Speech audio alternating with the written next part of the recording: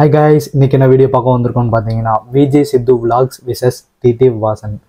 இவங்களுக்கு என்னடா பஞ்சாயத்து அப்படின்னு கேட்டிங்கன்னா, ஒரு பஞ்சாயத்து இருக்குது. இப்போ ரெண்டு பேருமே ஒரே சர்ச்சையில் இப்போ மாட்டியிருக்காங்க.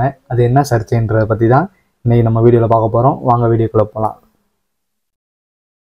அதாவது என்ன சர்ச்சைன்னு அப்படின்னு நீங்கள் கேட்டிங்கன்னா, ரெண்டு பேருமே கார் ஓட்டிகிட்டு இருக்கும்போது மொபைல் பேசுனாங்கன்னு சொல்லிட்டு ரெண்டு பேருமே ஒரே சர்ச்சையில் மாட்டியிருக்காங்க.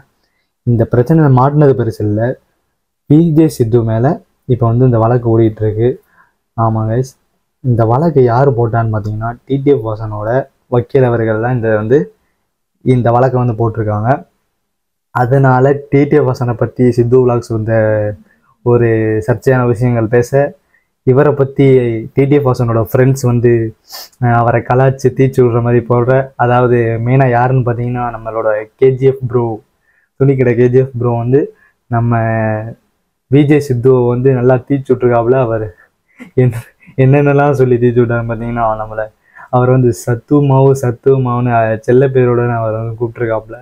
என்ன லாப்ரி கீப்ரின்னு சொல்லிட்டேன் தம்பிய. சத்து அப்படி ஒண்ணும் இல்ல, நீங்க போற போல என்னையும் சேர்த்து கோத்து விட்டேன். சத்து கேப்பார் பேச்ச கேக்குற மூளை இல்லையா? தம்பிக்கு ஒரு போனை போட்டு கேட்கலாம்ல. இந்த ஒரு கேஸுக்கு எப்படி சொல்றிய சத்து? சத்து மாவு சத்து. எனக்கு விஜய் சித்து விலாக்ஸையும் பிடிக்கும், டிடிஎஃப் வாசனையும் பிடிக்கும். ரெண்டு பேர்த்த பற்றி நான் குறை சொல்கிறேன் அந்த வீடியோ எடுக்கலை. அவங்க மேலே இருக்க சர்ச்சையை வச்சு இப்போ பஞ்சாயத்து ஓடிட்டு இருக்கு. அது என்ன பஞ்சாயத்துன்னு உங்களுக்கு தெளிவாக சொல்கிறதுக்கு தான் இந்த வீடியோ உங்களுக்கு நான் கிரியேட் பண்ணியிருக்கேன். அடுத்து என்னென்ன நிகழ்வுகள் நடக்க போகுதுன்னு உங்களுக்கு நான் வீடியோ அப்டேட் பண்ணிகிட்டே இருக்கேன். அதுக்கப்புறம் இதில் கேஜிஎஃப் ப்ரோ இன்வால்வ் ஆனது தான் எனக்கு கொஞ்சம் மன வருத்தமானது. ஏன்னா இவங்க டிடிஎஃப் வாசனுமே சித்துவுமே பேசி இந்த பிரச்சனையை சால்வ் பண்ணியிருக்கலாம்.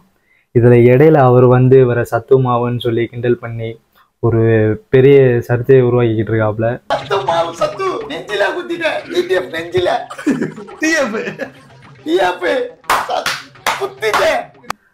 அதாவது அவரை இழிவுபடுத்துகிற மாதிரி வார்த்தைகள்லாம் யூஸ் பண்ணி பேசிக்கிட்டு இருக்காப்புல. அதனால் அதை அவர் கொஞ்சம் தவிர்த்துருந்தா நல்லா இருந்திருக்கும், ஒரு டீசெண்டாக சொல்லி முடிச்சிருந்தா நல்லா இருந்திருக்கும்.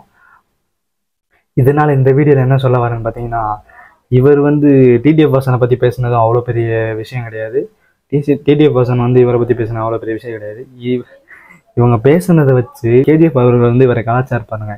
இப்போ அதுதான் இப்போ ஒரு பெரிய இஷ்யூவாக மாறப்போகுதுன்னு நினைக்கிறேன். நீங்கள் யார் பண்ணது கரெக்டு, யார் பக்கத்து நியாயம் இருக்குன்னு நீங்களே சொல்லுங்கள். விஜய் சித்து பக்கத்து நியாயம் இருந்துச்சுன்னா ரெட் கலர் ஆட்டை கமெண்ட் பண்ணுங்கள்.